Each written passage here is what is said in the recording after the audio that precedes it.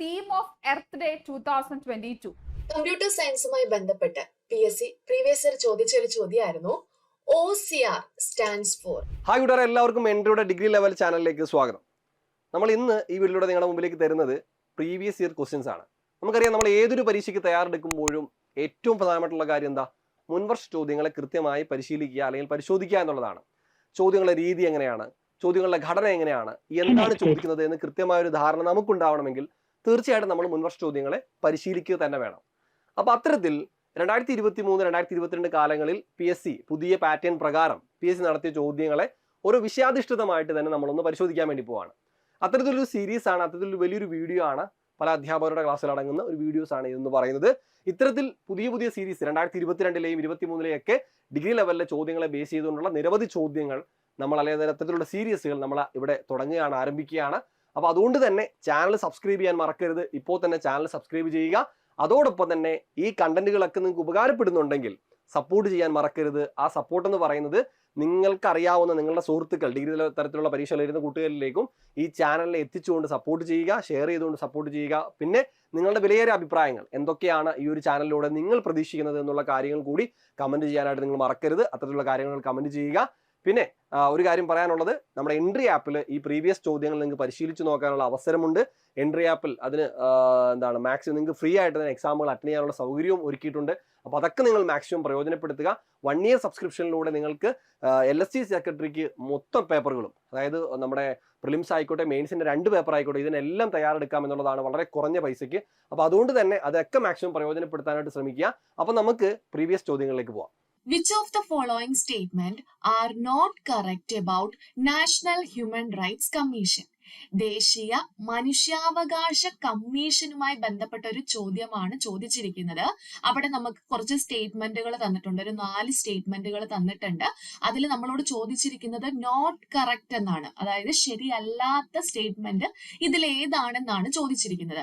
ഇങ്ങനെ ഒരു ക്വസ്റ്റ്യൻ വരുന്ന സമയത്ത് തന്നെ ആദ്യം നിങ്ങൾ ആ ക്വസ്റ്റ്യൻ വായിക്കുമല്ലോ, ആ സമയത്ത് തന്നെ എന്ത് ചെയ്യുക, അതിൽ ശരിയാണോ ചോദിച്ചിട്ടുള്ളത്, അത് തെറ്റായിട്ടുള്ള സ്റ്റേറ്റ്മെന്റ് ആണോ ചോദിച്ചിട്ടുള്ളതൊന്ന് റൗണ്ട് ചെയ്ത് വെക്കുക.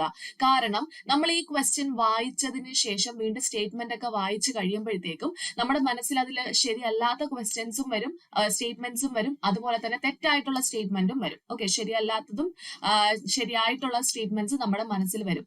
ആ സമയത്ത് ഓപ്ഷൻസിൽ നമ്മളെ തെറ്റിക്കാൻ വേണ്ടിയിട്ട് അതിന്റെ 2 രീതിയിലുള്ള കറക്റ്റ് ഓപ്ഷൻസും അവിടെ കൊടുത്തിട്ടുണ്ടാവും. അപ്പൊ എന്താ ചെയ്യേണ്ടത്? കുറെ പേര് രണ്ടാമത് പോയി ഈ ഒരു ക്വസ്റ്റ്യൻ വായിക്കുന്നതിന് പകരം നേരെ പോയി എന്ത് ചെയ്യും, ബബിൾ ചെയ്യും. സോ അങ്ങനെ ഒരു തെറ്റ് പറ്റാതിരിക്കട്ടെ, അതുകൊണ്ടാണ് പറയുന്നത് ഏത് സബ്ജക്റ്റ് ആയിക്കോട്ടെ ഇങ്ങനെ ഒരു സ്റ്റേറ്റ്മെന്റ് ക്വസ്റ്റ്യൻസ് വന്നിട്ട് അതിൽ ശരിയാണോ തെറ്റാണോ എന്നുള്ളത് ചോദിച്ചിട്ടുണ്ടെങ്കിൽ ആ ആദ്യം വായിക്കുന്ന സമയത്ത് തന്നെ എന്ത് ചെയ്യുക, അതൊന്ന് മാർക്ക് ചെയ്ത് വെച്ചിരിക്കുക. എന്താണ് അവര് ശരിയാണോ തെറ്റാണോ എന്ന് ചോദിച്ചിരിക്കുന്നത് കറക്റ്റ് ആയിട്ട് മാർക്ക് ചെയ്ത് വെച്ചിരിക്കുക. ഓക്കെ, അപ്പൊ നമ്മൾ വീണ്ടും ആ ഒരു ക്വസ്റ്റ്യൻ വായിക്കുന്നതിന്റെ സമയം നമുക്ക് ലാഭിച്ചു കിട്ടും. അങ്ങനെയാണെങ്കിൽ നമുക്ക് സ്റ്റേറ്റ്മെന്റിലേക്ക് നോക്കാം. ആദ്യത്തെ സ്റ്റേറ്റ്മെന്റ് ഇതാണ്: the NHRC has been constituted by an act of parliament. Okay, രണ്ടാമത്തെ statement: the commission is responsible for spreading awareness among the masses. മൂന്നാമത്തെ സ്റ്റേറ്റ്മെന്റ് ഇതാണ്: chairperson of National Commission for Women is an ex officio member of NHRC. നാലാമത്തെ statement നോക്കിക്കേ: members of NHRC are appointed by the president in consultation with the chief justice of Supreme Court of India. Okay, അപ്പൊ NHRC മൊത്തത്തിൽ NHRC പൂർണ്ണമായി പഠിച്ചിട്ടുള്ളവർക്ക് മാത്രമേ ഈ ഒരു ഓപ്ഷൻസിൽ നിന്നും ശരിയായിട്ടുള്ളത് അല്ലെങ്കിൽ തെറ്റായിട്ടുള്ള ക്വസ്റ്റ്യൻസ് തിരഞ്ഞെടുക്കാനായിട്ട്, സ്റ്റേറ്റ്മെന്റ് കണ്ടെത്താനായിട്ട് സാധിക്കുള്ളൂ. ഇങ്ങനെയാണ് നമ്മളുടെ ഓപ്ഷൻസ് തന്നിട്ടുള്ളത്. 1, 3, 4, 1, 2, 4 ഒക്കെ തെറ്റായിട്ടുള്ളതായിരിക്കും എന്ന് അവർ നമുക്ക് ഒരു ഇൻഡിക്കേറ്റർ തന്നിട്ടുണ്ട്. ഓക്കെ, അപ്പൊ ഈ ഒരു ക്വസ്റ്റ്യൻ വായിച്ച സമയത്ത് തന്നെ കുറച്ച് പോയിന്റ്സ് നിങ്ങൾക്ക് ശരിയായിട്ടുള്ളത് തോന്നിക്കാണും, ചിലത് നിങ്ങൾക്ക് തെറ്റായിട്ടുള്ളത് തോന്നിക്കാണും. അങ്ങനെയാണെങ്കിൽ നമുക്കൊന്ന് നോക്കിയാലോ. എന്താണ് NHRC എന്ന് പറയുന്നത്? ദേശീയ മനുഷ്യാവകാശ കമ്മീഷനെയാണ് നമ്മൾ, നാഷണൽ ഹ്യൂമൻ റൈറ്റ്സ് കമ്മീഷനെയാണ് നമ്മൾ എന്തെന്ന് പറയുന്നത്? NHRC എന്ന് പറയുന്നത്. NHRC എന്ത് ബോഡിയാണ് മക്കളെ? ഒന്ന് ആലോചിച്ച് നോക്കിക്കേ. NHRC കോൺസ്റ്റിറ്റ്യൂഷണൽ ബോഡിയാണോ, സ്റ്റാറ്റ്യൂട്ടറി ബോഡിയാണോ, അഡ്വൈസറി ബോഡിയാണോ എന്നൊക്കെ ചോദിച്ചു കഴിഞ്ഞാൽ എന്താണ് ആൻസർ പറയേണ്ടത്? NHRC ഒരു സ്റ്റാറ്റ്യൂട്ടറി ബോഡിയാണ്. കാരണം എന്താണ്? ഒരു നിയമം നിലവിൽ വന്നത് വഴി സ്ഥാപിച്ച ഒരു ബോഡി ആയതുകൊണ്ടാണ് അതുകൊണ്ടാണ് അതിനെ നമ്മൾ എന്തെന്ന് പറയുന്നത്, സ്റ്റാറ്റ്യൂട്ടറി ബോഡി അഥവാ നിയമപരമായ സ്ഥാപനം എന്ന് പറയുന്നത്. അങ്ങനെയെങ്കിൽ ഏത് നിയമപ്രകാരമാണ് ദേശീയ മനുഷ്യാവകാശ കമ്മീഷൻ രൂപീകരിച്ചത്?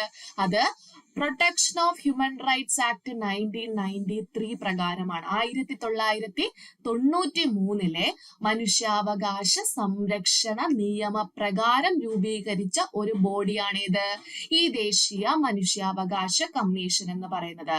അത് മാത്രമല്ല, മനുഷ്യാവകാശങ്ങളുടെ കാവൽക്കാരൻ എന്നറിയപ്പെടുന്നത്, watch dog of human rights എന്നറിയപ്പെടുന്നത് എന്താണ്? അത് NHRC ആണ് അല്ലെ, ദേശീയ മനുഷ്യാവകാശ കമ്മീഷൻ ആണ് എന്തെന്നറിയപ്പെടുന്നത്, watch dog of human rights എന്ന് അറിയപ്പെടുന്നത്. അപ്പൊ ഇതിൽ നിന്ന് നിങ്ങൾക്ക് എന്ത് മനസ്സിലായി? നമുക്ക് അതിൽ ഏതെങ്കിലും ഒരു സ്റ്റേറ്റ്മെന്റ് കറക്റ്റ് ആക്കാൻ പറ്റുമോ, അല്ലെങ്കിൽ തെറ്റാണെന്ന് കണ്ടുപിടിക്കാൻ പറ്റുമോ? നോക്കിക്കേ, സ്റ്റാറ്റ്യൂട്ടറി ബോഡി ആണെന്ന് പറഞ്ഞു, protection of human rights act 1993 പ്രകാരമാണ് രൂപീകരിച്ചതെന്ന് പറയുന്നു. അങ്ങനെയെങ്കിൽ ആദ്യത്തെ സ്റ്റേറ്റ്മെന്റ് ശരിയാണോ തെറ്റാണോ എന്ന് പറഞ്ഞേ. The NHRC has been constituted by an act of parliament. ഒരു പാർലമെന്റ് പാസാക്കിയ ഒരു നിയമപ്രകാരമാണ് NHRC രൂപീകരിച്ചതെന്നാണ് പറഞ്ഞിട്ടുള്ളത്. അത് ശരിയാണോ തെറ്റാണോ എന്ന് ആലോചിച്ച് നോക്കിക്കേ. അത് ശരിയാണ് അല്ലെ. ഒരു നിയമപ്രകാരം 1993 മനുഷ്യാവകാശ സംരക്ഷണ നിയമപ്രകാരമാണ് എന്ത് രൂപീകരിച്ചത്? NHRC രൂപീകരിച്ചത്. ആ ഒരു സ്റ്റേറ്റ്മെന്റ് കറക്റ്റ് ആണെന്ന് കിട്ടിയേ. ഓക്കെ, അങ്ങനെയാണെങ്കിൽ ബാക്കിയുള്ള പോയിന്റ്സ് കൂടി നമുക്കൊന്ന് പെട്ടെന്ന് നോക്കി പോകാം. A selection committee will recommend the candidates to the president. ആരാണ് ഇവരെയൊക്കെ നിയമിക്കുന്നത്? NHRCയിലെ ചെയർമാനെയും മെമ്പേഴ്സിനെ എല്ലാം നിയമിക്കുന്നത് നമ്മുടെ പ്രസിഡന്റ് ആണ് അല്ലെ, രാഷ്ട്രപതിയാണ്. രാഷ്ട്രപതി ആരോട് കൂടി ആലോചിച്ച ശേഷമാണ്, അല്ലെങ്കിൽ എന്താണ്, ആരുടെ റെക്കമെൻഡേഷൻ അനുസരിച്ചിട്ടാണ് രാഷ്ട്രപതി ഇവരെ നിയമിക്കുന്നതെന്ന് ചോദിച്ചാൽ അവിടെ നമുക്ക് ഒരു 6 അംഗങ്ങളുള്ള ഒരു സെലക്ഷൻ കമ്മിറ്റിയുടെ കാര്യം നമുക്ക് പറയേണ്ടതായിട്ടുണ്ട് അല്ലെ. ആരൊക്കെയാണ് ആ 6 അംഗങ്ങൾ എന്ന് പറയുന്നത്? ആ സെലക്ഷൻ കമ്മിറ്റിയിലെ പ്രധാന തലവൻ എന്ന് പറയുന്നത് നമ്മുടെ പ്രൈം മിനിസ്റ്റർ ആണല്ലേ, ചെയർമാൻ ആണ്. ആ ഒരു ചെയർമാൻ, ആ ഒരു ഒരു കമ്മിറ്റിയിലെ ചെയർമാൻ ആരാണെന്ന് ചോദിച്ചാൽ അത് പ്രൈം മിനിസ്റ്റർ ആണ്. അതുപോലെ തന്നെ അവിടെയുള്ള ബാക്കി അംഗങ്ങൾ ആരൊക്കെയാണെന്ന് പറഞ്ഞേ. ലോക്സഭാ സ്പീക്കർ ഉണ്ട്. ഓക്കെ, ലോക്സഭയിലെ സ്പീക്കർ ഉണ്ട്. അതുപോലെ തന്നെ യൂണിയൻ ഹോം മിനിസ്റ്റർ ഉണ്ട്, കേന്ദ്ര ആഭ്യന്തര മന്ത്രി അതിനകത്ത് വരുന്നുണ്ട്. രാജ്യസഭയുടെ ചെയർമാൻ അല്ല ഇവിടെ വരുന്നത്. ആരാണ്? ഡെപ്യൂട്ടി ചെയർമാൻ ആണ്. ലോക്സഭയിലെ സ്പീക്കർ വരുന്നുണ്ട്, പക്ഷെ രാജ്യസഭയിലെ ചെയർമാൻ ആണോ വരുന്നത്?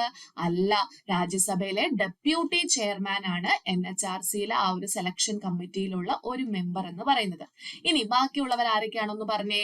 2 സഭകളിലെയും, അതായത് ലോക്സഭയിലെയും രാജ്യസഭയിലെയും പ്രതിപക്ഷ നേതാക്കന്മാരും എവിടെ വരുന്നുണ്ട്? ഈ NHRCയുടെ ഈ ഒരു ബോഡിയിൽ വരുന്നുണ്ടെന്ന് മനസ്സിലായി. ഓക്കെ, അപ്പൊ എന്താ പഠിച്ചത്? പ്രസിഡന്റ് ആണ് അവരെ നിയമിക്കുന്നതെന്ന് പഠിച്ചു. പ്രസിഡന്റ് ഒരു 6 അംഗങ്ങളുള്ള ഒരു സെലക്ഷൻ കമ്മിറ്റിയുടെ നിർദ്ദേശപ്രകാരമാണ് നിയമിക്കുന്നതെന്നും പഠിച്ചു. അങ്ങനെയെങ്കിൽ ആ 6 അംഗങ്ങൾ ആരൊക്കെയാണെന്ന് പറഞ്ഞേ. ഒന്ന് പ്രൈം മിനിസ്റ്റർ, പ്രൈം മിനിസ്റ്റർ ആണ് അവിടുത്തെ ചെയർമാൻ എന്ന് പറയുന്നത്. 2 ആരാണ്? കേന്ദ്ര ആഭ്യന്തര മന്ത്രി ഉണ്ട്, ലോക്സഭയിലെ സ്പീക്കർ ഉണ്ട്, ലോക്സഭയിലെ പ്രതിപക്ഷ നേതാവുണ്ട്, രാജ്യസഭയിലെ ഡെപ്യൂട്ടി ചെയർമാൻ ഉണ്ട്, രാജ്യസഭയിലെ പ്രതിപക്ഷ നേതാവുണ്ട്. ഇത്രയും ആൾക്കാർ ചേർന്നിട്ടാണ് പ്രസിഡന്റിനോട് പറയുന്നു, ദേശീയ മനുഷ്യാവകാശ കമ്മീഷനിൽ ഇന്ന വ്യക്തികളെ നിയമിച്ചോളൂ എന്ന് റെക്കമെൻഡ് ചെയ്യുന്നു. അങ്ങനെയാണെങ്കിൽ ഈ 4ാമത്തെ സ്റ്റേറ്റ്മെന്റ് ഒന്ന് വായിച്ചു നോക്കിക്കേ. Members of NHRC are appointed by the president in consultation with chief justice of supreme court of India. അവരെന്താ പറഞ്ഞിട്ടുള്ളത്? പ്രസിഡന്റ് NHRCയിലുള്ള മെമ്പേഴ്സിനെ നിയമിക്കുന്നത് സുപ്രീം കോടതിയിലെ ചീഫ് ജസ്റ്റിസുമായിട്ട് കൂടി ആലോചിച്ച ശേഷമായിരിക്കുമെന്നാണ് പറഞ്ഞിട്ടുള്ളത്. അത് തെറ്റായിട്ടുള്ള സ്റ്റേറ്റ്മെന്റ് ആണോ ശരിയായിട്ടുള്ള സ്റ്റേറ്റ്മെന്റ് ആണോ? ഒന്ന് ആലോചിച്ചേ. എന്താണ്? തെറ്റായിട്ടുള്ള സ്റ്റേറ്റ്മെന്റ് ആണ്. കാരണം നമ്മൾ ആ സെലക്ഷൻ കമ്മിറ്റിയുടെ കാര്യം പഠിച്ചു അല്ലെ. 6 മെമ്പേഴ്സ് ഉള്ള ആ ഒരു സെലക്ഷൻ കമ്മിറ്റിയാണ് എന്ത് ചെയ്യുന്നത്? ഈ പ്രസിഡന്റിനോട് അവരെ റെക്കമെൻഡ് ചെയ്ത് കൊടുക്കുന്നത്. സോ അത് തെറ്റായിട്ടുള്ള സ്റ്റേറ്റ്മെന്റ് ആണെന്ന് നമുക്ക് മനസ്സിലായി. ഇനി ബാക്കി കാര്യങ്ങളിലേക്ക് കടക്കാം. NHRC എന്താ ചെയ്യുന്നത്? എവിടെയെങ്കിലും മനുഷ്യാവകാശ ലംഘനം ഉണ്ടായി എന്നൊരു റിപ്പോർട്ട് വരികയാണ്, അല്ലെങ്കിൽ ഒരു പരാതി വരികയാണെങ്കിൽ അതിനെക്കുറിച്ച് അന്വേഷിക്കാൻ അധികാരപ്പെട്ട ഒരു സ്ഥാപനമാണ് സ്ഥാപനമാണ് എന്ത് ഈ ദേശീയ മനുഷ്യാവകാശ കമ്മീഷൻ എന്ന് പറയുന്നത്. മാത്രമല്ല മനുഷ്യാവകാശവുമായി ബന്ധപ്പെട്ട ഒരു അവബോധം സൃഷ്ടിക്കുക, എല്ലാവരിലും ഒരു അവയർനെസ് സൃഷ്ടിക്കുക എന്നുള്ള ആ ഒരു ഡ്യൂട്ടി കൂടി ആർക്കുണ്ട്? നമ്മുടെ കമ്മീഷനുണ്ട്, അതായത് NHRCക്ക് ഉണ്ടെന്ന് മനസ്സിലാക്കി വെച്ചിരിക്കുക. The commission is responsible for spreading awareness among the masses. അങ്ങനെയെങ്കിൽ ഈ ഒരു രണ്ടാമത്തെ സ്റ്റേറ്റ്മെന്റ് എന്താ പറയുന്നത്? The commission is responsible for spreading awareness among the masses എന്നാണ് പറഞ്ഞിരിക്കുന്നത്. അത് ശരിയാണോ തെറ്റാണോ? അത് ശരിയായിട്ടുള്ള സ്റ്റേറ്റ്മെന്റ് ആണ്. ഓക്കെ, ഇനി നമുക്ക് മൂന്നാമത്തെ ഒരു സ്റ്റേറ്റ്മെന്റ് ആണ്, അത് എക്സ് ഒഫീഷ്യോ മെമ്പറുമായി ബന്ധപ്പെട്ട ഒരു സ്റ്റേറ്റ്മെന്റ് ആണ്. അപ്പൊ നമുക്ക് നോക്കാം. നമുക്കറിയാം ഈ ഒരു കമ്മീഷനിൽ 6 മെയിൻ ആയിട്ടുള്ള മെമ്പേഴ്സും ഉണ്ട്, അല്ലാതെ 7 എക്സ് ഒഫീഷ്യോ അംഗങ്ങളും ചേരുന്നതാണ് നമ്മുടെ NHRC എന്ന് പറയുന്നത്. അങ്ങനെയെങ്കിൽ ആ 7 പേരുടെ കാര്യം ഒന്ന് പഠിച്ചു വെച്ചേ. എക്സ് ഒഫീഷ്യോ മെമ്പർ എന്ന് പറഞ്ഞാൽ എന്താണ്? മറ്റൊരു കമ്മീഷനിലുള്ള വ്യക്തി ആയതുകൊണ്ട് മാത്രം ഈ കമ്മീഷനിലെ എക്സ് ഒഫീഷ്യോ മെമ്പർ ആയവരെയാണ്, അല്ലെങ്കിൽ മെമ്പർ ആയവരെയാണ് നമ്മൾ എക്സ് ഒഫീഷ്യോ മെമ്പർ എന്ന് പറയുന്നത്. ഓക്കെ, അപ്പൊ നോക്കിക്കൊള്ളുക, ഈ ഒരു കമ്മീഷനില് 7 കമ്മീഷനുകളിലെ ചെയർമാൻമാരെ എന്ത് ചെയ്യുന്നുണ്ട്? എക്സ് ഒഫീഷ്യോ മെമ്പേഴ്സ് ആയിട്ട് പ്രവർത്തിക്കുന്നുണ്ട്. അത് ഏതൊക്കെ കമ്മീഷനുകളാണെന്ന് കൃത്യമായി പഠിച്ചു വെച്ചിരിക്കുക. ഒന്നാമത്തെ കമ്മീഷൻ ഏതാണ്? Scheduled caste, national commission for scheduled കാസ്റ്റിന്റെ ചെയർപേഴ്സൺ ആരാണ്? NHRCയിലെ ഒരു എക്സ് ഒഫീഷ്യോ മെമ്പർ ആണ്. അതുപോലെ തന്നെ ദേശീയ ഷെഡ്യൂൾഡ് ട്രൈബ് ഉണ്ടല്ലോ, പട്ടികവർഗ വിഭാഗക്കാരുടെ ദേശീയ കമ്മീഷനിലെ ചെയർപേഴ്സണും ഇതിനകത്ത് വരുന്നുണ്ട്. പിന്നെ ആരൊക്കെയാണ് വരുന്നത്? മൈനോറിറ്റീസ് വരുന്നുണ്ട് അല്ലെ, മൈനോറിറ്റീസ് വരുന്നുണ്ട്, ന്യൂനപക്ഷം വരുന്നുണ്ട്, വനിതാ കമ്മീഷന്റെ ചെയർപേഴ്സൺ വരുന്നുണ്ട്. ഇതെല്ലാം നാഷണൽ ലെവലിലുള്ളതാണ് വരുന്നത്, സ്റ്റേറ്റ് ലെവൽ അല്ല, നാഷണൽ ലെവലാണ്. ഓക്കെ, അതുപോലെ തന്നെ പിന്നാക്ക വിഭാഗ കമ്മീഷന്റെ വരുന്നുണ്ട്, കുട്ടികളുടെ സംരക്ഷണം ആയിട്ട് ബന്ധപ്പെട്ട ബാലാവകാശ സംരക്ഷണ കമ്മീഷന്റെ വരുന്നുണ്ട്. അതുപോലെ തന്നെ ഡിസബിലിറ്റി പേഴ്സൺസിന്റെ കമ്മീഷനുമായി ബന്ധപ്പെട്ട ചെയർപേഴ്സൺ അല്ല, അവിടെ ചീഫ് കമ്മീഷണർ അവിടുത്തെ ആ ഒരു എക്സ് ഒഫീഷ്യോ മെമ്പർ ആണെന്ന് ഓർത്ത് വെച്ചിരിക്കുക. അപ്പൊ ഒന്ന് പറഞ്ഞേ, 7 എക്സ് ഒഫീഷ്യോ മെമ്പേഴ്സ് ആരൊക്കെയാണ്? ഒന്ന് SC ST, ഒന്ന് SC, ഒന്ന് ST, ഒന്ന് വനിതകളുടെ കമ്മീഷന്റേത്, ഒന്ന് കുട്ടികളുടെ കമ്മീഷന്റേത്, ഒന്ന് പിന്നാക്കം, ഒന്ന് ന്യൂനപക്ഷം, ഒന്ന് ഡിസബിലിറ്റി. ഇത്രയും കമ്മീഷനുകളിലെ ചെയർപേഴ്സൺമാർ ഈ ഒരു കമ്മീഷനിലെ എക്സ് ഒഫീഷ്യോ മെമ്പർ ആണ്. അങ്ങനെയാണെങ്കിൽ ഈ മൂന്നാമത്തെ സ്റ്റേറ്റ്മെന്റ് ഒന്ന് നോക്കിക്കേ. Chairperson of national commission four woman is an ex officio member of NHRC. നമ്മൾ പഠിച്ചു അല്ലെ, വുമൺ കമ്മീഷന്റെ, ദേശീയ വനിതാ കമ്മീഷന്റെ ചെയർപേഴ്സണും എവിടെ വരുന്നുണ്ട്? NHRCയിലെ ഒരു എക്സ് ഒഫീഷ്യോ മെമ്പർ ആണ്. സോ 3 സ്റ്റേറ്റ്മെന്റും നമുക്ക് ശരിയാണെന്ന് കിട്ടി, 4മത്തത് മാത്രമാണ് തെറ്റ്. അപ്പൊ നോട്ട് കറക്റ്റ് എന്നാണ് നമ്മളോട് ചോദിച്ചിരിക്കുന്നത്. അങ്ങനെയാണെങ്കിൽ ഓപ്ഷൻസിൽ പോയി എന്ത് ചെയ്യുക? only 4 അല്ലെ, 4മത്തെ. Okay, the least impacted sector of the Indian economy by the pandemic related disruptions as per Economic Survey 2021-22. അപ്പൊ ഇവിടെ ചോദിച്ചിട്ടുള്ള ചോദ്യം എന്ന് പറയുന്നത്, ഇന്ത്യൻ സമ്പദ് വ്യവസ്ഥയിൽ പാൻഡമിക്, നമ്മുടെ കോവിഡ് സമയത്തുണ്ടല്ലോ, COVID-19 പാൻഡമിക് വന്ന സമയത്ത് അതുമായിട്ട് ബന്ധപ്പെട്ട് ലീസ്റ്റ് ഇമ്പാക്റ്റഡ്, ഏറ്റവും കുറവ് ആഘാതം സംഭവിച്ച മേഖല ഏതെന്നാണ്. അപ്പൊ നമുക്കറിയാം, പ്രാഥമിക മേഖല, ദ്വിതീയ മേഖല, തൃതീയ മേഖല എന്നിങ്ങനെ 3 മേഖലകളാണ് ഒരു സമ്പദ് വ്യവസ്ഥയിൽ ഉണ്ടാകുക അല്ലെ. അപ്പോൾ നമ്മുടെ COVID-19 ഭാഗമായിട്ട് ഏത് മേഖലയിലാണ് ഏറ്റവും കുറവ് ആഘാതം ഉണ്ടായതെന്നാണ് ചോദ്യം. ഇവിടെ ചോദിച്ചിട്ടുള്ളത് ആസ് പെർ എക്കണോമിക് സർവേ 2021-22. ഇപ്പൊ 2021-22 എക്കണോമിക് സർവേ പ്രകാരം. അപ്പോൾ 2021-22 എക്കണോമിക് സർവേ എന്താണ് പറയുന്നത്? ഇന്ത്യയിൽ COVID-19 വന്ന സമയത്ത് 3 മേഖലകളിലെയും, അതായത് പ്രൈമറി സെക്ടർ ആയിക്കോട്ടെ, സെക്കൻഡറി സെക്ടർ ആയിക്കോട്ടെ, ടേർഷറി സെക്ടർ. പ്രൈമറി എന്ന് വെച്ചാൽ അഗ്രികൾച്ചർ, കാർഷിക മേഖല. സെക്കൻഡറി എന്ന് പറയുന്നത് ഇൻഡസ്ട്രിയൽ സെക്ടർ, വ്യാവസായിക മേഖല. ടേർഷറി എന്ന് പറയുന്നത് സർവീസ് സെക്ടർ, സേവന മേഖല. ഈ 3 മേഖലകളിലും തകർച്ച നേരിടാതെ പിടിച്ചു നിന്ന ഒരേ ഒരു മേഖല എന്ന് പറയുന്ന അഗ്രികൾച്ചർ സെക്ടർ മാത്രമാണ്. അതായത് പോസിറ്റീവ് ഗ്രോത്ത് ഉണ്ടായത്. പോസിറ്റീവ് ഗ്രോത്ത് എന്ന് വെച്ചാൽ കഴിഞ്ഞ വർഷത്തെക്കാളും കൂടുതൽ ഉൽപാദനത്തിൽ വർധനവുണ്ടായ ഒരേ ഒരു മേഖല, കാർഷിക മേഖല മാത്രമാണ് COVID-19 സമയത്ത് എന്നുള്ള കാര്യം ഓർത്തിരിക്കുക. അപ്പോൾ ഏറ്റവും കുറവ് ഇമ്പാക്റ്റ് ഉണ്ടായ മേഖല അഗ്രികൾച്ചർ, പ്രൈമറി സെക്ടർ. അതേസമയം മറ്റ് 2 മേഖലകളിലും നമുക്ക് നെഗറ്റീവ് ഗ്രോത്ത് റേറ്റ് ആണ് കാണാൻ പറ്റുക. അതായത് നെഗറ്റീവ് ഗ്രോത്ത് റേറ്റ് എന്ന് വെച്ചാൽ മുൻ വർഷത്തെ അപേക്ഷിച്ച് നോക്കുന്ന സമയത്ത് പെർഫോമൻസ് താഴോട്ട് പോയി, അതിന്റെ ഉൽപാദനം പ്രൊഡക്ഷൻ താഴോട്ട് പോകുന്ന കാണാൻ പറ്റുന്നു സെക്കൻഡറിയിലും ടേർഷറിയിലും. അപ്പൊ ഇവിടുത്തെ ആൻസർ എന്ന് പറയുന്നത് ഏറ്റവും കുറവ് ഇമ്പാക്ട് ചെയ്ത് അഗ്രികൾച്ചർ സെക്ടർ അല്ലെങ്കിൽ പ്രൈമറി സെക്ടർ ആണെന്നുള്ള കാര്യം അറിഞ്ഞിരിക്കുക. അപ്പൊ ഇത് എക്കണോമിക് സർവേ ആയിട്ട് ബന്ധപ്പെട്ട ചോദ്യമാണ്. അപ്പൊ എക്കണോമിക് സർവേ ബജറ്റ് എന്ന് പറയുന്ന പോർഷൻ എത്രത്തോളം ഇമ്പോർട്ടന്റ് ആണെന്ന് ഈ ഒരു ചോദ്യം കാണുമ്പോൾ മനസ്സിലാകുന്നു. ഇതിന്റെ ആൻസർ ഏറ്റവും കുറവ് ഇമ്പാക്ട് ഉണ്ടായത് COVID-19 അഗ്രികൾച്ചർ സെക്ടർ ആണ്. അപ്പൊ നമ്മുടെ ചോദ്യം ഇതാണ്, the theme of earth day 2022, 2022 earth ഡേയുടെ പ്രമേയം എന്താണ്? ഇപ്പൊ നമ്മുടെ കറണ്ട് അഫയേഴ്സ് പോർഷനിൽ നിന്ന് ഇങ്ങനെയുള്ള ചോദ്യങ്ങൾ സാധാരണമാണ്. ദിനങ്ങളും പ്രമേയങ്ങളും എന്ന് പറയുന്ന ഭാഗത്ത് നമ്മളൊരു ചോദ്യം എന്ത് ചെയ്യണം, ഇങ്ങനെ ഒരു ചോദ്യം നമ്മൾ പ്രതീക്ഷിക്കണം. സാധാരണയായിട്ട് ലോക കാലാവസ്ഥാ ദിനത്തിന്റെയും പരിസ്ഥിതി ദിനത്തിന്റെയും ഒക്കെ പ്രമേയങ്ങൾ എന്ത് ചെയ്യാറുണ്ട്, ചോദിക്കാറുണ്ട്. 2022 എർത്ത് ഡേയുടെ പ്രമേയം എന്താണെന്ന് വെച്ചാൽ അത് ഇൻവെസ്റ്റ് ഇൻ അവർ പ്ലാനറ്റ് എന്നുള്ളതാണ്. നമ്മുടെ ഗ്രഹത്തിൽ നിക്ഷേപിക്കുക എന്നുള്ളതാണ് 2022 എർത്ത് ഡേയുടെ പ്രമേയം എന്ന് പറയുന്നത്. അപ്പോൾ എല്ലാ വർഷവും ഏപ്രിൽ 22 നമ്മൾ എന്തായിട്ട് ആചരിക്കാറുണ്ട്, എർത്ത് ഡേ ആയിട്ട് ആചരിക്കാറുണ്ട് അല്ലെ. ഇനി 2023 എർത്ത് ഡേയുടെ പ്രമേയം ചോദിക്കാം, അതും ഇൻവെസ്റ്റ് ഇൻ അവർ പ്ലാനറ്റ് എന്നുള്ളത് തന്നെയാണ്. 2023 എർത്ത് ഡേയുടെ പ്രമേയം എന്ത് തന്നെയാണ്, ഇൻവെസ്റ്റ് ഇൻ അവർ പ്ലാനറ്റ് എന്നുള്ളതാണ്. ഇനി 2021 എർത്ത് ഡേയുടെ പ്രമേയം കൂടി നമുക്ക് നോക്കി വെച്ചിരിക്കാം. അങ്ങനെയും ചോദ്യം എന്ത് ചെയ്യാം, ചോദിക്കാം.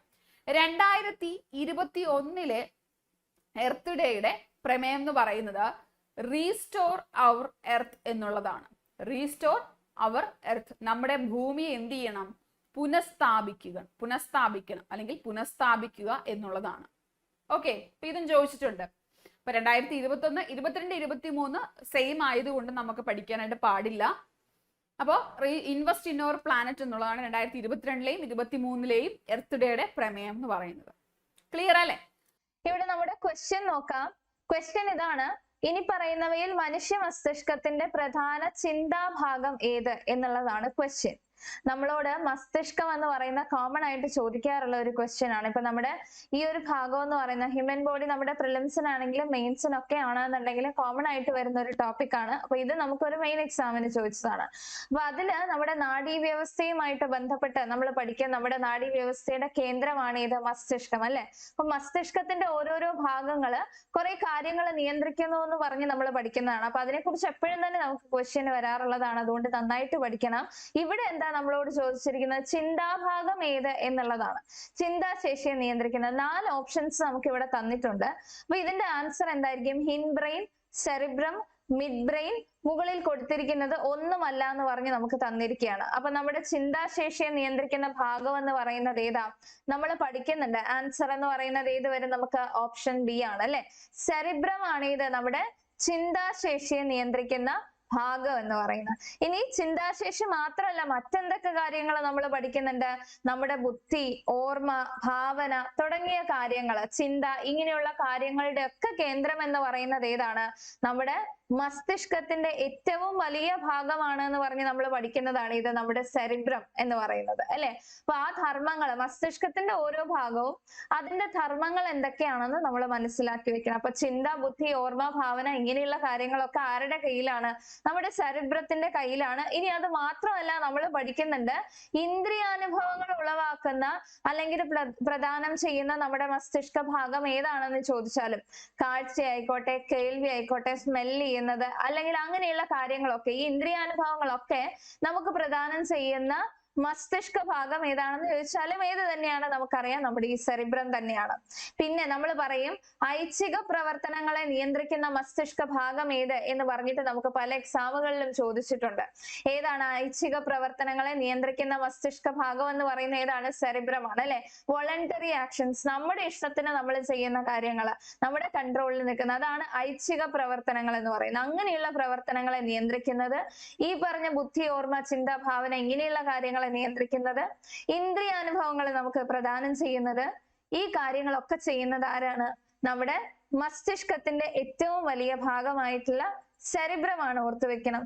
ഇനി നമ്മൾ പഠിക്കും നമ്മുടെ സെറിബ്രം കഴിഞ്ഞാൽ മസ്തിഷ്കത്തിന്റെ രണ്ടാമത് വലിയ ഭാഗം എന്ന് പറയുന്നത് ഏതാ, നമ്മുടെ സെറിബെല്ലം ആണ് അല്ലെ. ലിറ്റിൽ ബ്രെയിൻ എന്നറിയപ്പെടുന്ന മസ്തിഷ്ക ഭാഗം ഏത് എന്ന് ചോദിച്ചിട്ടുണ്ടെങ്കിൽ ഏതാണ്? നമ്മുടെ സെറിബെല്ലം ആണ്. ഓർത്തു വെക്കണം. ലിറ്റിൽ ബ്രെയിൻ എന്നറിയപ്പെടുന്ന മസ്തിഷ്ക ഭാഗം എന്ന് പറയുന്നത് ഏതാണ്? സെറിബെല്ലം ആണ്. ഓർത്തു വെക്കണം. ഈ സെറിബെല്ലത്തിന്റെ ധർമ്മങ്ങൾ എന്ന് പറയുന്നത് എന്തൊക്കെയാ? നമ്മുടെ പേശി പ്രവർത്തനങ്ങളുടെ ഏകോപനം, അതേപോലെ തന്നെ ശരീരത്തിന്റെ തുലന നില പാലനത്തിന് സഹായിക്കുന്ന മസ്തിഷ്ക ഭാഗം ഏത് എന്നൊക്കെ പറഞ്ഞ് നമുക്ക് എക്സാമിന് ചോദിക്കാറുള്ളതാണ് കോമൺ ആയിട്ട്. അപ്പൊ ഈ പറഞ്ഞ കാര്യങ്ങളൊക്കെ ആരുടെ കയ്യിൽ ഇരിക്കുന്നതാണ്? നമ്മുടെ മസ്തിഷ്കത്തിന്റെ രണ്ടാമത് വലിയ ഭാഗമായിട്ടുള്ള സെറിബ്രമാണ് ഈ കാര്യങ്ങളൊക്കെ കൺട്രോൾ ചെയ്യുന്നത് അല്ലെ. പേശി പ്രവർത്തനങ്ങളുടെ ഏകോപനം, ശരീര തുലന നില പാലനം ഒക്കെ ആരുടെ കയ്യിൽ ഇരിക്കുന്നതാണ്? സെറിബെല്ലമാണ് ഇതൊക്കെ നിയന്ത്രിക്കുന്നത്. ഓർത്തു വെക്കുക.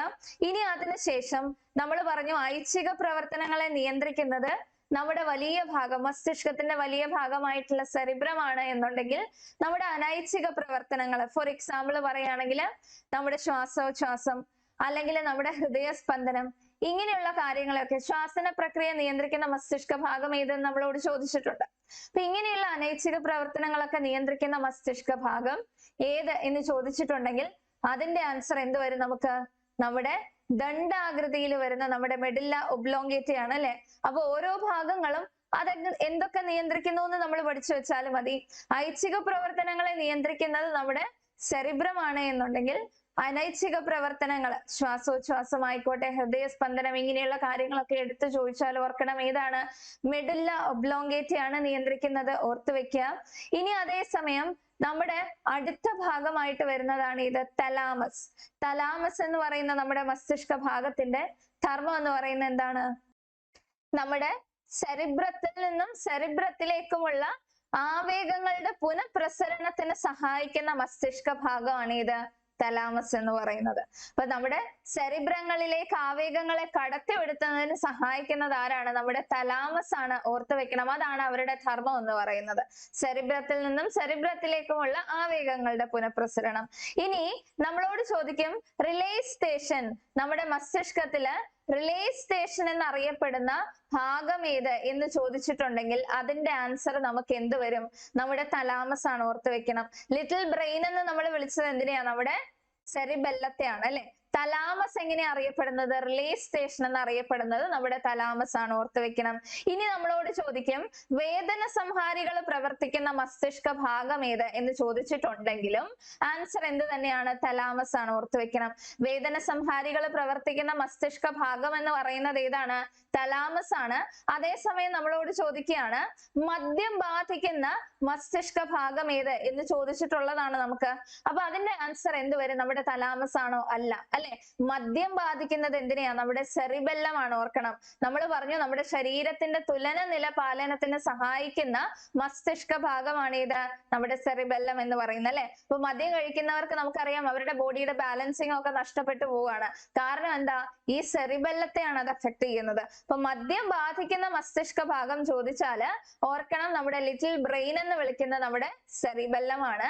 അതേസമയം വേദന സംഹാരികൾ പ്രവർത്തിക്കുന്ന മസ്തിഷ്ക ഭാഗം ചോദിക്കുകയാണെങ്കിൽ എന്താണ്? റിലീസ് സ്റ്റേഷൻ എന്ന് നമ്മൾ വിളിക്കുന്ന തലാമസ് ആണ്. ഓർത്തു വെക്കുക. ഓക്കെ, ശരി. ഇതൊക്കെ നമ്മളോട് ചോദിക്കുന്നതാണ്. ഇനി അതേസമയം തലാമസ് കഴിഞ്ഞ് നമ്മുടെ ഹൈപ്പോതലാമസ് എന്ന് പറയുന്ന ആ ഭാഗത്തിന്റെ ധർമ്മം എന്താണ്? ആന്തര സമസ്ഥിതി പരിപാലനത്തിന് സഹായിക്കുന്ന മസ്തിഷ്ക ഭാഗമാണ് ഇത് ഹൈപ്പോതലാമസ് എന്ന് പറയുന്നത്.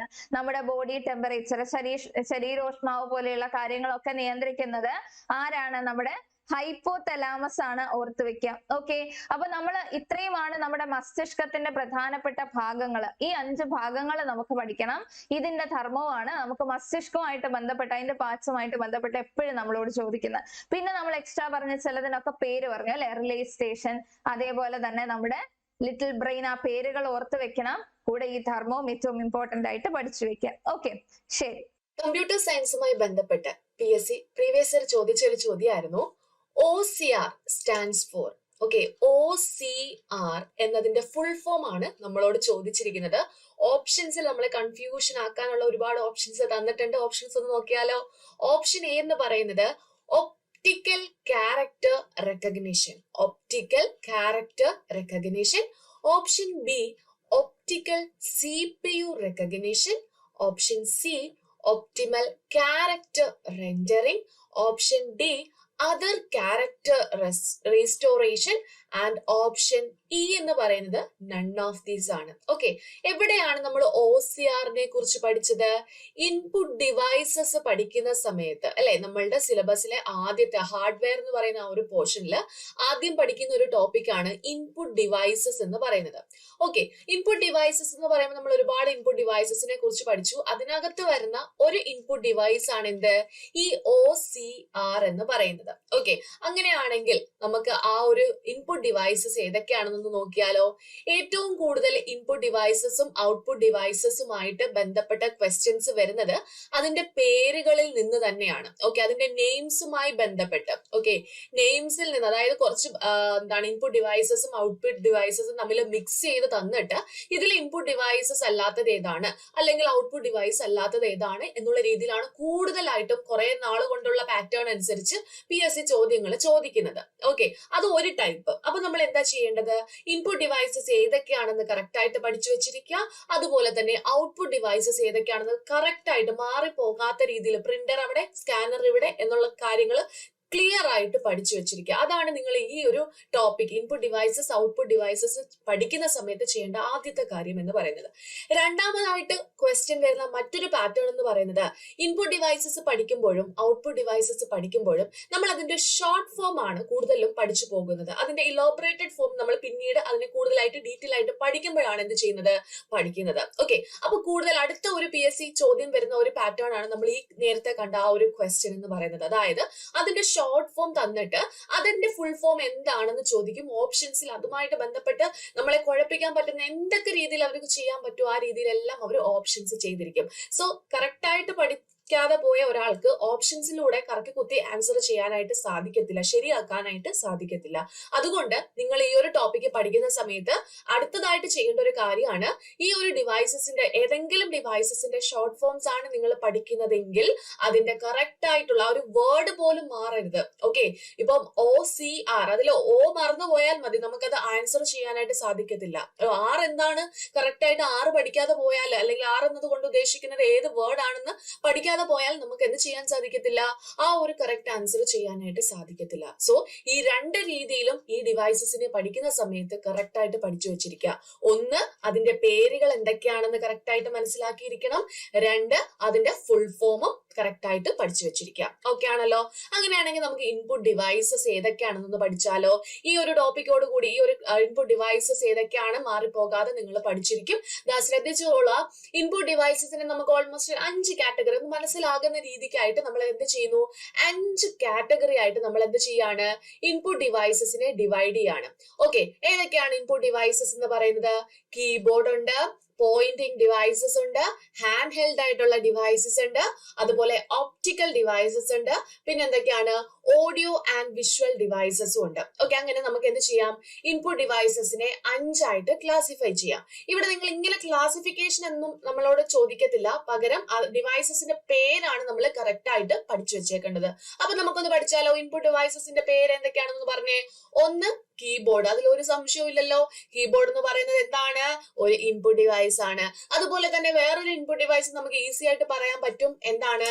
മൗസ് ആണ് അല്ലെ? അപ്പൊ മൗസ് എന്ന് പറയുന്നത് എന്താണ്? ഒരു ഇൻപുട്ട് ഡിവൈസ് ആണ്. ഇത് രണ്ടും നിങ്ങൾക്ക് എന്തായാലും തെറ്റിപ്പോകത്തില്ല. പക്ഷെ ബാക്കിയുള്ള ഇൻപുട്ട് ഡിവൈസസിന്റെ പേരുകളാണ് കുറെ പേർക്ക് അങ്ങോട്ടും ഇങ്ങോട്ടും ഒക്കെ കൺഫ്യൂഷൻ ആയിട്ട് വരുന്നത്. അപ്പൊ അത് കറക്റ്റ് ആയിട്ട് ഒന്ന് പഠിച്ചു വെച്ചേ.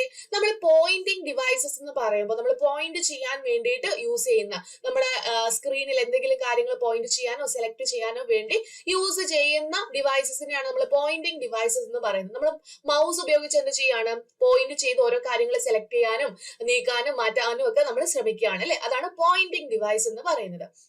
അപ്പൊ പോയിന്റിംഗ് ഡിവൈസ് എന്ന് പറയുമ്പോൾ നമുക്ക് ഇവിടെ എന്തൊക്കെ പഠിക്കാം? മൗസ് ഉണ്ട്, ട്രാക്ക് ബോൾ ഉണ്ട്, ട്രാക്ക് പാഡ് ഉണ്ട്. ഇതൊക്കെയാണ് മൗസ് ഉണ്ട്, ട്രാക്ക് ബോൾ ഉണ്ട്, ട്രാക്ക് പാഡ് ഉണ്ട്. അതെന്താണ്? പോയിന്റിംഗ് ഡിവൈസുകൾക്ക് ഉദാഹരണമാണ്. ഇങ്ങനെ ചോദിച്ചില്ലെങ്കിലും ഇൻപുട്ട് ഡിവൈസസിൽ ട്രാക്ക് ബോൾ തന്നിട്ടോ ട്രാക്ക് പാഡ് തന്നിട്ടോ ഇതിൽ ഇൻപുട്ട് ആണോ ഔട്ട്പുട്ട് ഡിവൈസ് ആണോ എന്നൊക്കെ നമ്മളോട് ചോദിക്കും. ഓക്കെ, അപ്പൊ അതൊക്കെ ഒന്ന് ശ്രദ്ധിച്ച് പഠിച്ചു വെച്ചോളാം. അപ്പൊ നമ്മൾ എത്ര എണ്ണം പഠിച്ചു? ഒരു 4 പോയിന്റിംഗ് ഡിവൈസസ് പഠിച്ചു. Keyboard, mouse, track ball, track pad. ഒന്ന് പറഞ്ഞേ. Keyboard, board, mouse, track ball, track pad. ഇനി നമ്മൾ ഹാൻഡ് ഹെൽഡ് ആയിട്ടുള്ള കുറച്ച് ഡിവൈസുകളുണ്ട്. നമ്മളെ കയ്യിൽ ഒതുങ്ങുന്ന, നമുക്ക് കൈ വെച്ച് യൂസ് ചെയ്ത് അല്ലെങ്കിൽ കൈ ഉപയോഗിച്ച് നമ്മൾ പ്രവർത്തിപ്പിക്കുന്ന കുറച്ച് ഡിവൈസസ് ആണ് ഹാൻഡ് ഹെൽഡ് ഡിവൈസസ് എന്ന് പറയുന്നത്. ഏതൊക്കെയാണ് ഹാൻഡ് ഹെൽഡ് ഡിവൈസ് ആയിട്ട് നമുക്ക് പറയാൻ പറ്റുന്നത്? ഒന്ന് പെന്നാണ് അല്ലെ, നമ്മൾ ഇൻപുട്ട് ആയിട്ട് കൊടുക്കുന്ന ഒരു ഹാൻഡ് ഹെൽഡ് ആയിട്ടുള്ള ഒരു ഡിവൈസ് ആണ് എന്ത്? പെൻ എന്ന് പറയുന്നത്. പിന്നീടാണ് ജോയ്സ്റ്റിക് ഉണ്ട് അല്ലെ, ഗെയിമിങ്ങിനൊക്കെ ഏറ്റവും കൂടുതൽ യൂസ് ചെയ്യുന്ന ഒരു ഡിവൈസ് ആണ് എന്ത്? ജോയ്സ്റ്റിക് എന്ന് പറയുന്നത്. അതുപോലെ ടച്ച് സ്ക്രീൻ, നമ്മൾ ATM-ലൊക്കെ പോയിട്ട് എന്ത് ചെയ്യുന്നുണ്ട്? ടച്ച് ചെയ്താണ് ഓരോ കാര്യങ്ങളൊക്കെ സെലക്ട് ചെയ്ത് കൊടുക്കുന്നത്. അതെന്താണ്? ഒരു ടച്ച് സ്ക്രീൻ ഇൻപുട്ട് ഡിവൈസ് ആണ് അവിടെ പ്രവർത്തിക്കുന്നത്. അതുപോലെ തന്നെ ഗ്രാഫിക്സ് ടാബ്ലറ്റ് ഉണ്ട്, ഗ്രാഫിക്സ് ഒക്കെ വരയ്ക്കുന്നതിന് വേണ്ടിയിട്ട് എന്തുണ്ട്? ഒരു ഗ്രാഫിക്സ് ടാബ്ലറ്റ് ഉണ്ട്. അപ്പൊ ഇതെല്ലാം എന്താണ്? ഇൻപുട്ട് ഉപകരണങ്ങളാണെന്ന് മനസ്സിലായല്ലോ. ഏതൊക്കെയാണെന്ന് പറഞ്ഞേ? Pen, joystick, touch screen, graphics tablet. Okay, ഒന്നുകൂടെ പറഞ്ഞേ. Pen, joystick, touch screen, graphics tablet. ഇതെല്ലാം എന്താണ്? ഇൻപുട്ട് ഡിവൈസ് ആണ്. തീർന്നിട്ടില്ല, ഇനിയും ഒരുപാടുണ്ടല്ലേ. ഏതൊക്കെയാണ്? ദാ നോക്കിക്കേ, സ്കാനർ. കുറെ പേർക്ക് തെറ്റിപ്പോകുന്നതാണ്. സ്കാനർ ആണോ പ്രിന്റർ ആണോ ഇൻപുട്ട് ഡിവൈസ് എന്ന് നമ്മൾക്ക് കുറെ ആൾക്കാർക്ക് സംശയമുള്ള, അല്ലെങ്കിൽ പഠിക്കുമ്പം ഈസി ആയിട്ട് പഠിച്ചിട്ട് പോകും, പക്ഷെ പിന്നീട് എക്സാം ഹോളിൽ ഇരുന്ന് കൺഫ്യൂഷൻ വരുന്ന ഒരു ടോപ്പിക്കാണ് സ്കാനറും പ്രിന്ററും. മനസ്സിലാക്കി വെച്ചിരിക്കുക. സ്കാനർ എന്ന് പറയുന്നത് എന്താണ്? സ്കാൻ ചെയ്ത് നമ്മൾ ഒരു സാധനം എടുത്ത് എന്ത് ചെയ്യാണ്? അതിനകത്ത് സ്കാൻ ചെയ്ത് ഇൻപുട്ട് ആയിട്ട് കമ്പ്യൂട്ടറിലേക്ക് കയറ്റുകയാണ് അല്ലെ, ഇൻപുട്ട് ആയിട്ട് അങ്ങോട്ട് കൊടുക്കുകയാണ്. സോ സ്കാനർ എന്ന് പറയുന്നത് ഒരു ഇൻപുട്ട് ഉപകരണമാണ്. പക്ഷേ നമ്മൾ പ്രിന്റർ അല്ലെ, പ്രിന്റർ എന്ന് പറയുന്നത് എന്താണ്? പ്രിന്റർ എന്ന് വെച്ചാൽ പ്രിന്റ് ചെയ്ത് പുറത്തേക്ക് ഔട്ട്പുട്ട് എടുക്കുകയാണ് അല്ലെ. പ്രിന്റ് ചെയ്തിട്ട് നമ്മൾ ഇപ്പം കമ്പ്യൂട്ടറിലുള്ള ഒരു ഡോക്യുമെന്റിനെ പ്രിന്റ് ചെയ്ത് പുറത്തേക്ക് ഔട്ട്പുട്ട് ആയിട്ട് എടുക്കുന്നത് കൊണ്ട് തന്നെ അതിന് പ്രിന്റർ ആണ്. സോ അതൊരു ഔട്ട്പുട്ട് ഉപകരണമാണെന്ന് നമുക്ക് പറയാനായിട്ട് സാധിക്കും അല്ലെ. നമുക്ക് പറയാൻ പറ്റുന്ന കുറച്ച് ഇൻപുട്ട് ഉപകരണങ്ങളാണ് barcode reader, MICR, OMR, OCR, smart card reader, biometric sensor. ഇതെല്ലാം ഒപ്റ്റിക്കൽ ഡിവൈസസ് ആണ് അല്ലെ. ലൈറ്റ് ഉപയോഗിച്ചുകൊണ്ട് വർക്ക് ചെയ്യുന്ന കുറച്ച് ഉപകരണങ്ങളാണ്, ഇൻപുട്ട് ഉപകരണങ്ങളാണ്. ഏതൊക്കെയാണ്? Scanner, barcode reader, MICR, OMR, biometric sensor, smart card reader, അതുപോലെ തന്നെ OCR എന്ന് പറയുന്നത്. പിന്നീടുള്ളതാണ് ഓഡിയോ വിഷ്വൽ ഡിവൈസസ് ആയിട്ട് ഇൻപുട്ട് കൊടുക്കുന്ന നമ്മളെ മൈക്രോഫോൺ ഉണ്ട് അല്ലെ. മൈക്രോഫോണിൽ കൂടെ സൗണ്ട് എന്ത് ചെയ്യുന്നു? ഇൻപുട്ട് ആയിട്ട് കൊടുക്കുന്നുണ്ട്. അതുപോലെ വെബ് ക്യാം എന്ത് ചെയ്യുന്നുണ്ട്? ഇൻപുട്ട് ആയിട്ട് വീഡിയോ സിഗ്നൽസ് എല്ലാം എന്ത് ചെയ്യുന്നുണ്ട്? കമ്പ്യൂട്ടറിലേക്ക് കൊടുക്കുന്നുണ്ട്. അപ്പൊ ഇതെല്ലാമാണ് നമ്മുടെ ഇൻപുട്ട് ഡിവൈസസ് എന്ന് പറയുന്നത്. അപ്പം ഈ ഇൻപുട്ട് ഡിവൈസുമായിട്ട് ബന്ധപ്പെട്ട് ഇതിൽ ഏതാണ് ഇൻപുട്ട് ഡിവൈസസ് എന്ന് ചോദിച്ചാൽ ഇനി നിങ്ങൾക്ക് കൺഫ്യൂഷൻ വരത്തില്ലല്ലോ. കറക്റ്റ് ആയിട്ട് ഈ ഡിവൈസുകളുടെ പേരുകൾ പഠിച്ചു വെച്ചിരിക്കുക. അങ്ങനെയാണെങ്കിൽ ആ ഒരു ടോപ്പിക്ക് സെറ്റ് ആകും. പിന്നീട് ഒരു കാര്യം കൂടി ശ്രദ്ധിക്കേണ്ടത്, ഈ നമ്മൾ ഷോർട്ട് ആക്കി ഇപ്പൊ ഇതിനകത്ത് OCR, OMR, MICR എന്നൊക്കെ പഠിച്ചില്ലേ, അതിന്റെയൊക്കെ കറക്റ്റ് ആയിട്ടുള്ള ഫുൾ ഫോം കൂടി പഠിച്ചു വെച്ചിരിക്കുക. ഓക്കെ, നോക്കിക്കോളുക. OCRന്റെ ഫുൾ ഫോം എന്താണ്? ഒപ്റ്റിക്കൽ ക്യാരക്ടർ റെക്കഗ്നീഷൻ എന്നാണ്. ഓക്കെ, ഒപ്റ്റിക്കൽ, ശ്രദ്ധിച്ച് എന്റെ കൂടെ പഠിച്ചേ. ഒപ്റ്റിക്കൽ ക്യാരക്ടർ റെക്കഗ്നീഷൻ എന്നാണ് എന്ത്? OCRന്റെ ഫുൾ ഫോം എന്ന് പറയുന്നത്. അങ്ങനെയാണെങ്കിൽ ഓപ്ഷൻ A ആണ് നമ്മുടെ ആൻസർ ആയിട്ട് വരുന്നത് അല്ലെ. O എന്ന് പറയുന്നത് ഉദ്ദേശിക്കുന്നത് ഒപ്റ്റിക്കലിനെയാണ്. C എന്താണ്? ക്യാരക്ടർ ആണ്. R എന്താണ്? റീഡർ ആണോ, റെൻഡറിങ് ആണോ, റീസ്റ്റോറേഷൻ ആണോ, എന്താണ്? റെക്കഗ്നീഷൻ ആണ് അല്ലെ. അപ്പൊ ഇനി മറന്നു പോകരുത്, OCR എന്ന ആ ഒരു ഡിവൈസിന്റെ ഫുൾ നെയിം എന്താണ്? ഒപ്റ്റിക്കൽ ക്യാരക്ടർ റെക്കഗ്നീഷൻ എന്നാണ്. എന്താണ്? ഒപ്റ്റിക്കൽ ക്യാരക്ടർ റെക്കഗ്നീഷൻ എന്നാണ്. അങ്ങനെയാണെങ്കിൽ നിങ്ങൾ എല്ലാവരും പരീക്ഷ എഴുതുന്ന ആ OMR ഉണ്ടല്ലോ, ആ OMRന്റെ ഫുൾ ഫോം എന്താണെന്ന് നോക്കിക്കേ. ഒപ്റ്റിക്കൽ മാർക്ക് റെക്കഗ്നീഷൻ ആണ്. ഒപ്റ്റിക്കൽ മാർക്ക് റീഡർ എന്നും പറയാറുണ്ട്, എങ്കിലും ഒപ്റ്റിക്കൽ മാർക്ക് റെക്കഗ്നീഷൻ എന്നാണ് അതിന്റെ കറക്റ്റ് ആയിട്ടുള്ള പൂർണ്ണ നാമം എന്ന് പറയുന്നത്. OMRന്റെ ഫുൾ ഫോം എന്ന് പറഞ്ഞേ ഒപ്റ്റിക്കൽ മാർക്കാണ്. മാർക്ക് ഇടുകയല്ലേ, ഒപ്റ്റിക്കൽ മാർക്ക് റെക്കഗ്നീഷൻ ആണ്. ഇനി MICR ഉണ്ട്. MICR എന്ന് പറയുന്നത് എന്താണ്? മാഗ്നറ്റിക് ഇങ്ക് ക്യാരക്ടർ റീഡർ ആണ്. എന്താണ്? Magnetic ink. നമ്മളെ ചെക്കുകളൊക്കെ ഉള്ള ചെക്ക് ബുക്കിനകത്ത് അടിയിലായിട്ട് ഒരു സൈസ് ഒരു നമ്പർ, ഒരു കോഡ് പോലെ ഇങ്ങനെ എഴുതി വെച്ചിരിക്കും അല്ലെ. അപ്പൊ ആ ഒരു കോഡ് എന്ന് പറയുന്നത് മാഗ്നറ്റിക് ഇങ്ക് വെച്ചിട്ട് എഴുതിയിരിക്കുന്ന കോഡാണ്. ആ കോഡ് നമ്മള് ചെക്കൊക്കെ ചെയ്യുന്ന അല്ലെങ്കിൽ ചെക്കൊക്കെ എന്താണ് സെർച്ച് ചെയ്യുന്നതിന് വേണ്ടിയിട്ട്, അല്ലെങ്കിൽ അതൊക്കെ എന്താണ് ഉപയോഗിക്കുന്നതിന് വേണ്ടിയിട്ട് കൂടുതലായിട്ടും നമ്മുടെ ബാങ്കുകളിൽ ഈ ഒരു MICR മെഷീൻ എന്ത് ചെയ്യാറുണ്ട്? ഉപയോഗിക്കാറുണ്ട്. അതുവഴി ചെക്കുകളെല്ലാം എന്ത് ചെയ്യുന്നു, പ്രോസസ്സ് ചെയ്യാനായിട്ടൊക്കെ ഈസി ആയിട്ടുള്ള ഒരു മെത്തേഡാണ് ഈ മാഗ്നറ്റിക് ഇങ്ക് ക്യാരക്ടർ റീഡർ എന്ന് പറയുന്നത്. അപ്പൊ ആ ഒരു മാഗ്നറ്റിക് ഇങ്ക്, ആ ഒരു ചെക്കിനകത്തുള്ള മാഗ്നറ്റിക് ഇങ്ക് ഈ ഒരു മെഷീൻ എന്ത് ചെയ്യും, റീഡ് ചെയ്തെടുക്കും. അങ്ങനെയാണത് പ്രവർത്തിക്കുന്നത്. അപ്പൊ MICR ഫുൾ നെയിം എന്താണ്, മാഗ്നറ്റിക് ഇങ്ക് ക്യാരക്ടർ റീഡർ എന്നാണ്. CRT നമ്മൾ എന്താണ് മോണിറ്റർ പഠിക്കുന്ന സമയത്ത്, ഔട്ട്പുട്ട് ഉപകരണമായ മോണിറ്ററിനെ കുറിച്ച് പഠിക്കുന്ന സമയത്ത് വിവിധ തരത്തിലുള്ള മോണിറ്റർ പഠിക്കും. അതിനകത്ത് ഒന്നാണ് CRT മോണിറ്റർ. അപ്പൊ CRTയുടെ ഫുൾ ഫോം എന്താണ് ഉദ്ദേശിക്കുന്നത് എന്ന് മനസ്സിലാക്കി വെച്ചിരിക്കുക. എന്താണ് CRT എന്ന് പറയുന്നത്? കാഥോഡ് റേ ട്യൂബ് ആണ്. എന്താണ്? കാഥോഡ് റേ ട്യൂബ് എന്നാണ് പറയുന്നത്. LED എന്ന് പറയുന്നത് എന്താണ്? ലൈറ്റ് എമിറ്റിംഗ് ഡയോഡ് ആണ്. LED എന്താണ്? ലൈറ്റ് എമിറ്റിംഗ് ഡയോഡിനെയാണ് LED എന്ന് പറയുന്നത്. LCDയുടെ ഫുൾ ഫോം എന്താണ്? LCD TV എന്നൊക്കെ നിങ്ങൾ കേട്ടിട്ടില്ലേ? അപ്പൊ LCDയുടെ ഫുൾ ഫോം എന്താണ്? ലിക്വിഡ് ക്രിസ്റ്റൽ ഡിസ്പ്ലേ എന്നാണ്. എന്താണ്? ലിക്വിഡ് ക്രിസ്റ്റൽ ഡിസ്പ്ലേ എന്നാണ്. മനസ്സിലായോ? LCDയുടെ ഫുൾ ഫോം എന്താണ്? ലിക്വിഡ് ക്രിസ്റ്റൽ ഡിസ്പ്ലേ എന്നാണ്. ഓക്കെ അല്ലേ? അപ്പൊ ഇത്തരം കാര്യങ്ങൾ മനസ്സിലായെന്ന് വിചാരിക്കുന്നു.